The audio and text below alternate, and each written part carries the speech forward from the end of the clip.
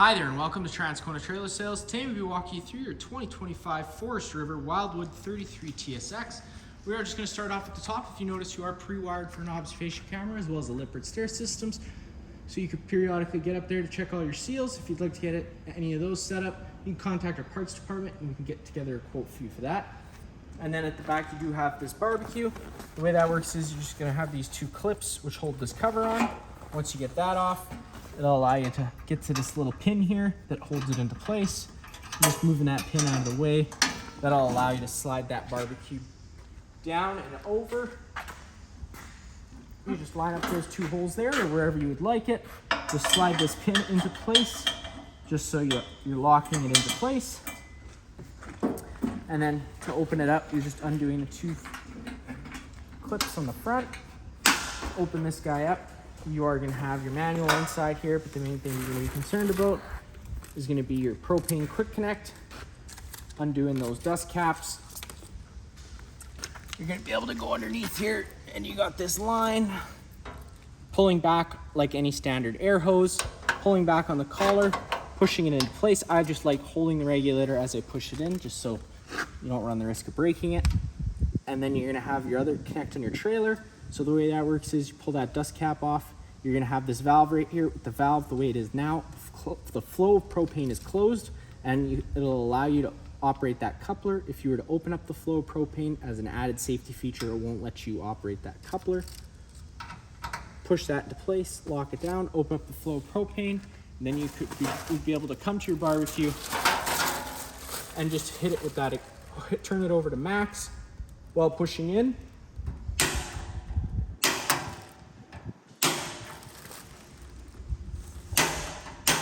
And it can take a few minutes just to purge all the air out of the propane line, so just be patient that way.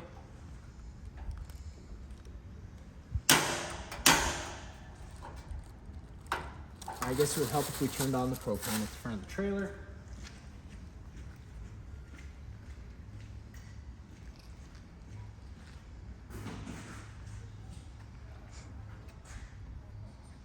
So now the propane's on the front of the trailer.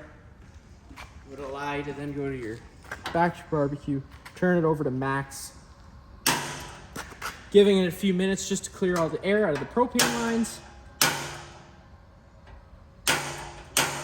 Just keep hitting that sparker and eventually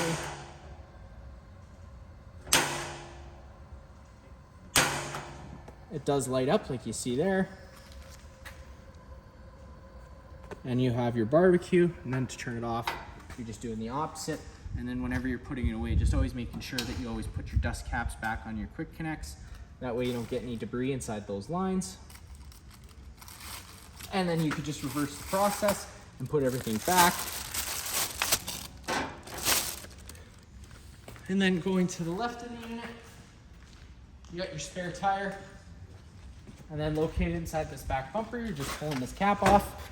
And you're gonna get your sewer hose, once fully extended, is about 15 feet long. Just take a note of those ears there. There's gonna be the same two ears that you're gonna hook up to your sewer outlet, which I'll show you in a minute. And we just leave that in the back, stored away in the back bumper to keep as much smell out of the unit as possible. And that cap just presses into place.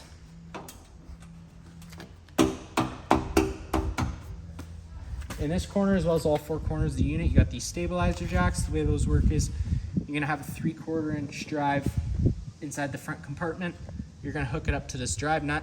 Once this foot contacts the ground, just giving another 1/8 turn just to snug it up, and it's gonna take any bounce or sway you see we have in the unit right now away.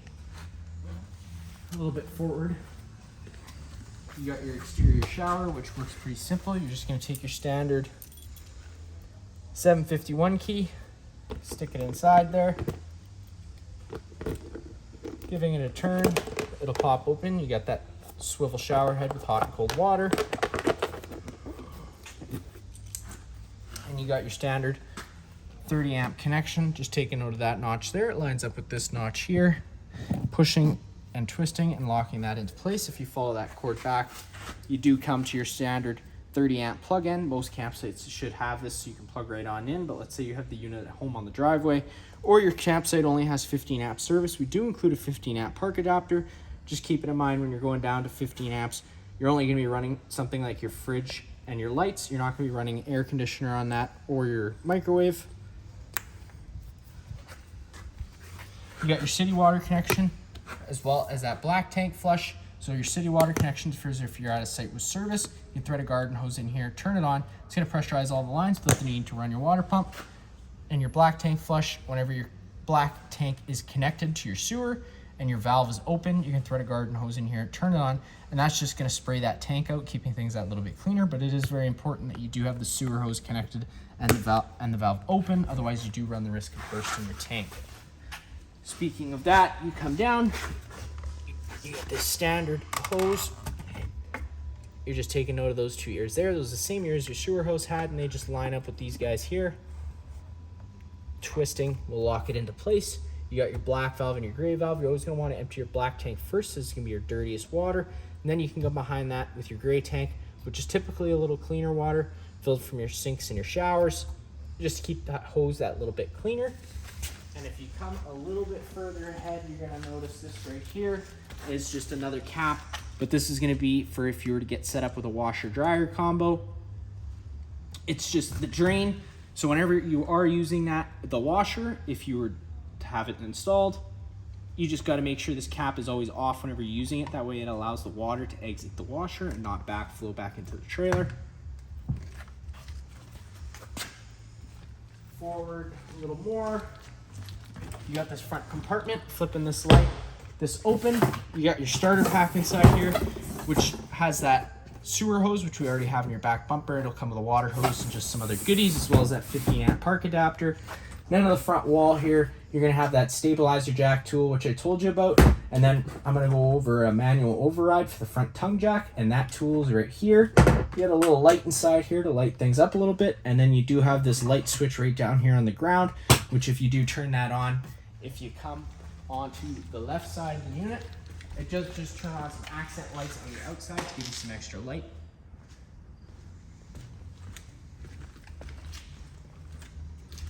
And that's going to be it inside this compartment here.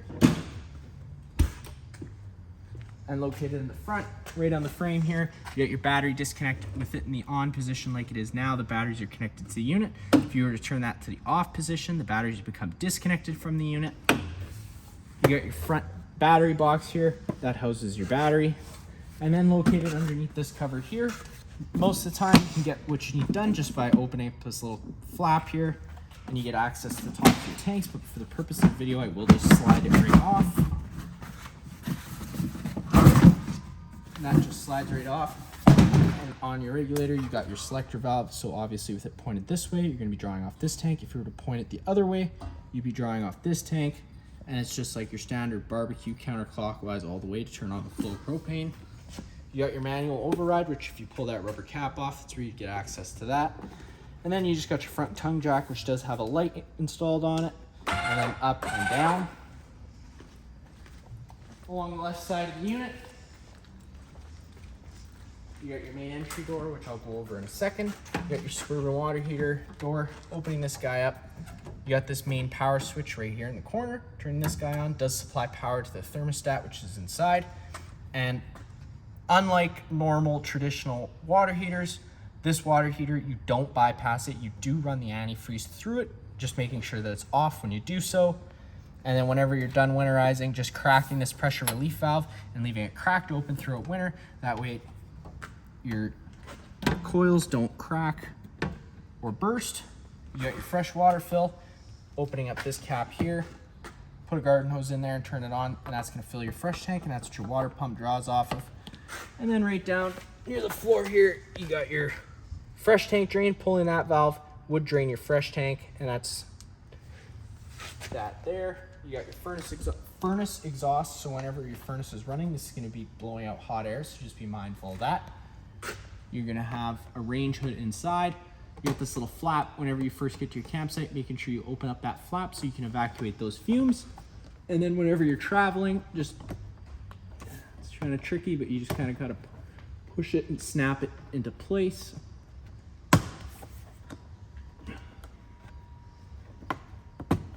Push it and snap it into place, and that'll stop any excess dust from getting inside the unit. You do have a little TV mount right on the wall here. And then Inside here is your little exterior kitchen area. Unlocking all the travel locks. It is on a assist strut, so that'll open up. You got your 110 mini fridge, so this will be working whenever you're plugged into shore power. You got your control right here on the top. You got your sink, hot and cold water, a little light right here, and then just some storage space as well as a couple other plugins. To get inside the unit, you are just taking that assist handle, pushing it up, and folding it 90 degrees. It'll lock into place. And that'll allow you to open up your door, making sure you always open up your door all the way when you're bringing your stairs down. Pulling that blue latch, that'll allow those stairs to start folding down. You do have adjustable feet for your campsite needs. That way you have nice and level stairs. Folding that down, taking a step on inside. First thing you notice off on your left is going to be that fire extinguisher. That's going to be just like home. Pull the pin and shoot. And then you have all your light switches on the wall here. This main one does all the main living space lights. It is on a dimmer, which is just right beside it. And then you have an awning light switch, which turns on an awning LED on the outside. And then you do have accent lights, which turn on some accent lighting inside the slide out. To operate that slide out, you're just pushing and holding it down. The slide out's gonna start making its way out, and once fully extended, you're gonna hear the whines and the clicks of the motor.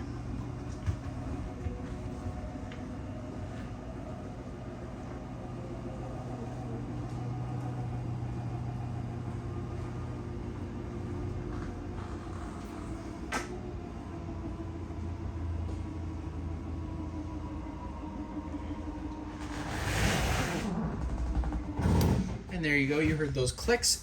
Right next to it, you do have your awning control. Pushing and holding that down will allow that awning to start making its way out. Once fully extended, you're gonna see the back of the metal tube and the little flap hang down. Being mindful, once you get to about 5km/h winds, you're gonna wanna make sure you bring that awning in. That way you don't run the risk of bending your arms or ripping your fabric.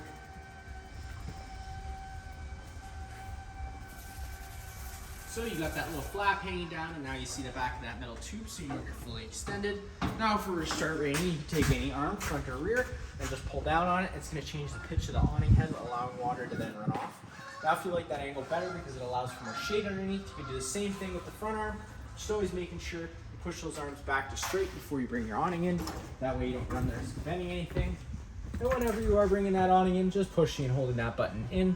The awning's going to start rolling its way in, just making sure it rolls the right way in. And once those arms contact the side of the trailer, they're just going to, the motors are automatically going to cut out, and you can let off of that button.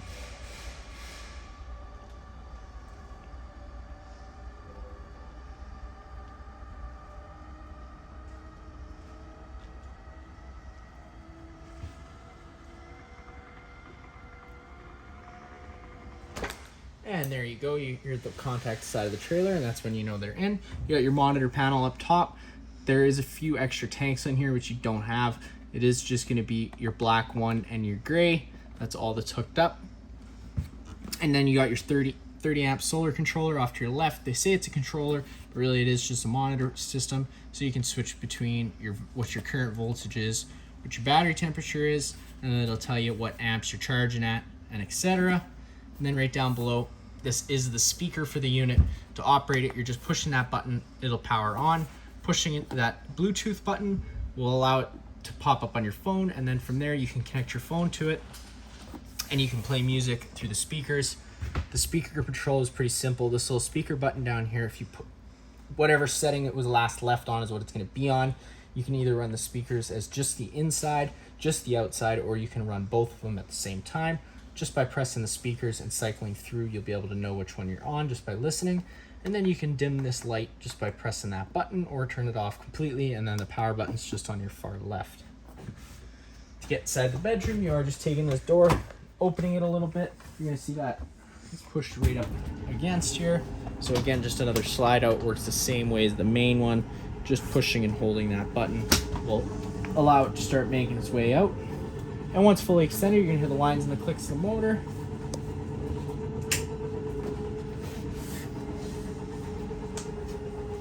And there you go. Your light switch down in your bottom left. And then you got your VersaTilt bed control. So pushing that button up, the bed will start making its way up, or you can push it down and the bed will start making its way down. Inside here, if you open this guy up, this is where your washer and dryer is pre-plumbed to go. You're going to notice that little flap down there in the back, that little trap door. Pull those screws out, and that's where your pre-plumbing is going to be. And then you do have a nice front storage closet. Just always, whenever you're traveling, making sure you lock all the travel straps in the unit. That way nothing goes sliding around and breaking.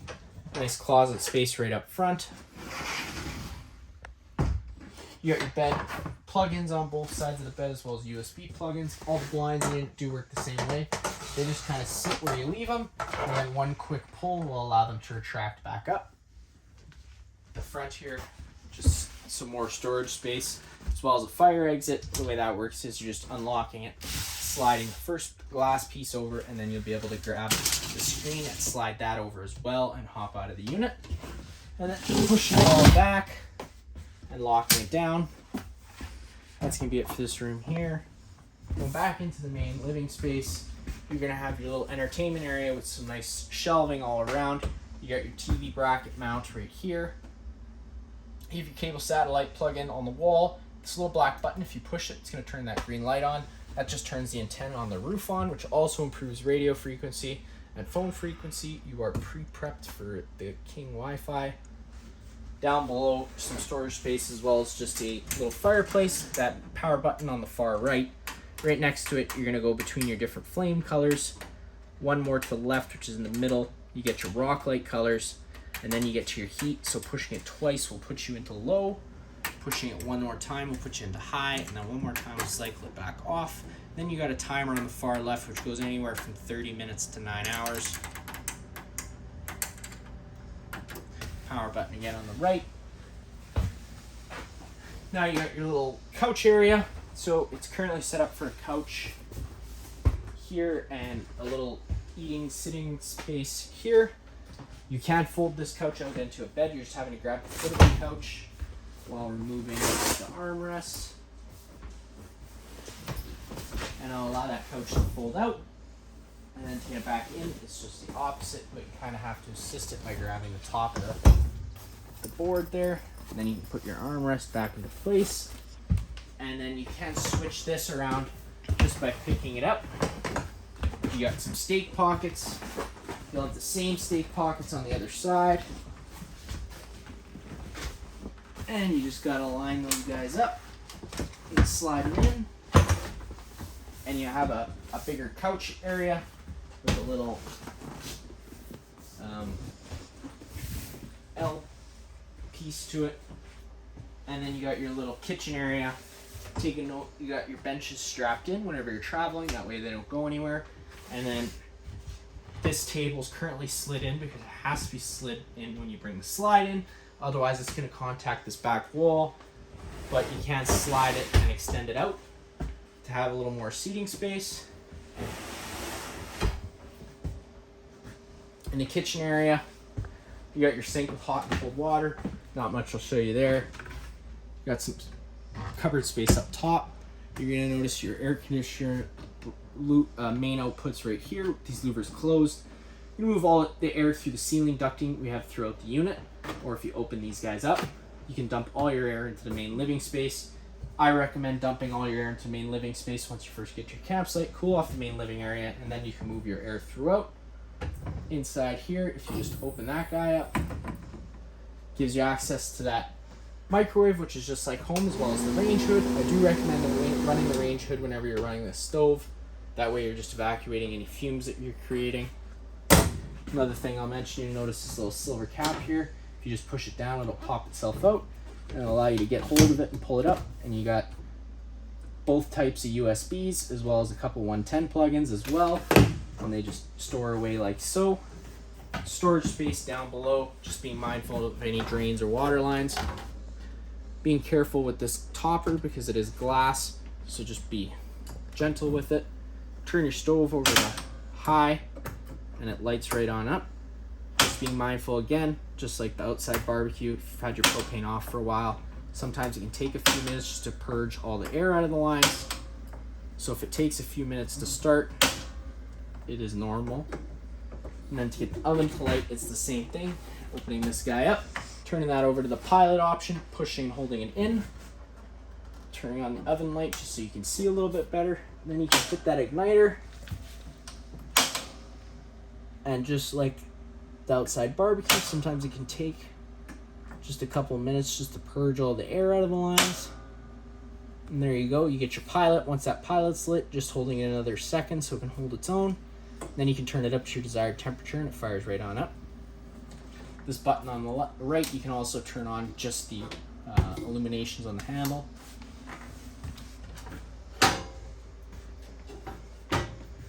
Then you get your Furrion fridge. You can open that guy up. Fridge and freezer. Right down below it, you're going to notice you got your controls.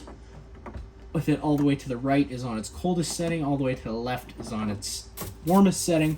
And then you're going to notice this off grid. So whenever you do want the fridge to run on 12 volt, you do have to make sure you have it in one of these two settings, otherwise it's not going to work. And then you got your charcoal filter, which does help for odors. You can also contact our parts department if you'd like to get a fresh one of those, and they can get a quote together for you. Which brings me to my thermostat.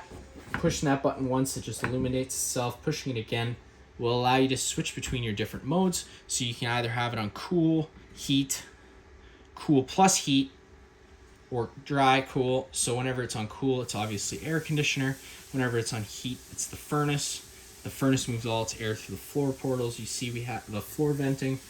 If you have it on cool plus heat, depending on what you have your thermostat set to, is going to be what it kicks in. So, and then if you get to the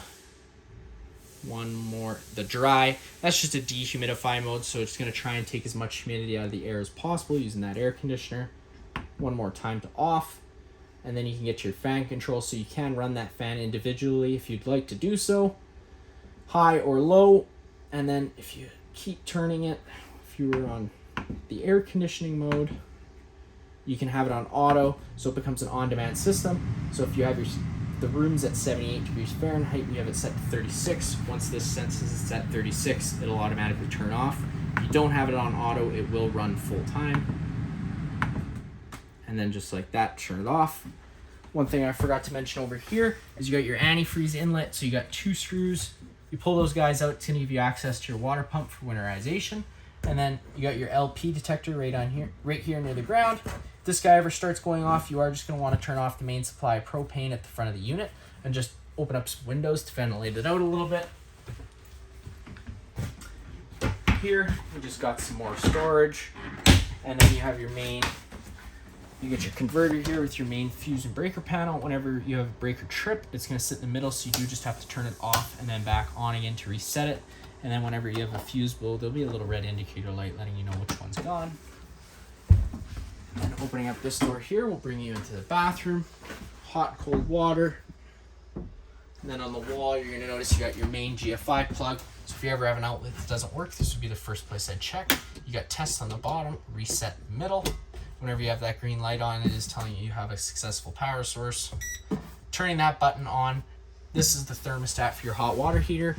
So when you're pushing it on, that's turning it on. So the set temp right now is currently 50 degrees Celsius. And it's going to tell you what your current output temperature is. And if you were to turn on the hot water tap, it would automatically start rising.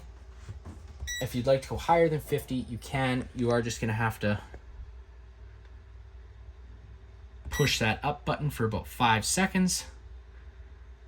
Takes the child safety lock off, and you can go up to 55 if you'd like to do so. You got your Celsius Fahrenheit button right here at the bottom, so you can pick whichever you desire. And then last but not least, you do get into the bunker. So it isn't gonna let you open that door until you have that bunk out. So you do just have to hold the bunk out button. The bunk's gonna start making its way out once fully extended. Again, you're gonna hear the whines and the clicks of the motor.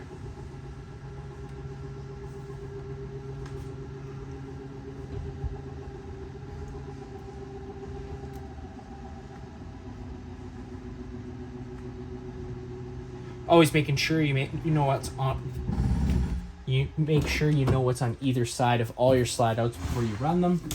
Light switch on your left. Taking a step inside here, you got a couple windows which all work the same way. This bunk does flip up if you'd like to get it up, and then you got latch right there on the right, which you can latch it into place, and you'd have a little couch for the kids. Or you can flip this right down and have 2 bunks. This also flips out into a bigger bed if you need it to do so. And then on the other side, again, just some more bunk space with some more plugins and just some storage space. That's going to be it here for this unit. If you have any other questions, feel free to give us a call.